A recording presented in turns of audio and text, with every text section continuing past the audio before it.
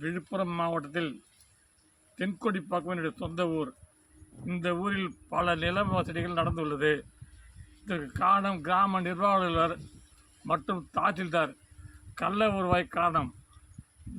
இந்த தென்கொடிப்பாக்கம் ஏரிக்கரையில் வெளியூரை சார்ந்த நபர்கள் 50 ஏக்கர் அளவிற்கு சவுக்கையும், இன்னொரு வெளியூரை சேர்ந்த நபர்கள் 50 ஏக்கர் சவுக்கையும் நீர்பிடிப்பில் போட்டுள்ளார்கள்.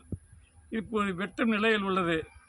வெட்ட வைத்து மாமூல் பெறுவது தோட்டிகள் மூலியமாகவும் கிராம நிறுவனர் மூலியமாகவும் தாய்லாரின் வாடிக்கையாகிவிட்டது. தாய்லார் ஒண்டி தான் இதில் இந்த தவறுக்கு உண்டு என்று பார்த்தால் வருவாய் அலுவலரிடம் செல்கிறது. இந்த பணம் வருவாய் அலுவலர் ஒண்டி தான் பார்த்தால் மாவட்ட நிர்வாகத்தில் புகார் தந்தாலும் சவாலை பார்வையிட செய்வதோடு சரி, இதுவரை எந்த ஊரிலும் ஆக்கிரமிப்பை காலி செய்ய தாய்லாரோ வருவாய்த்துறை அதிகாரிகளோ இதுவரைக்கும் முயற்சிக்கவில்லை.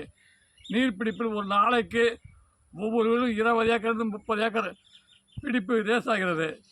இப்பொழுது உயர்நீதிமன்றம் பல முறை எச்சரிக்கை செய்தும் இதுவரை இதை பொருட்படுத்தாமல் அதிகாரிகள் செயல்படுகிறார்கள். இவர்கள் மீது துறை சார்ந்த நடவடிக்கை எடுக்குமாறு உயர்நீதிமன்றம் தலையிட்டு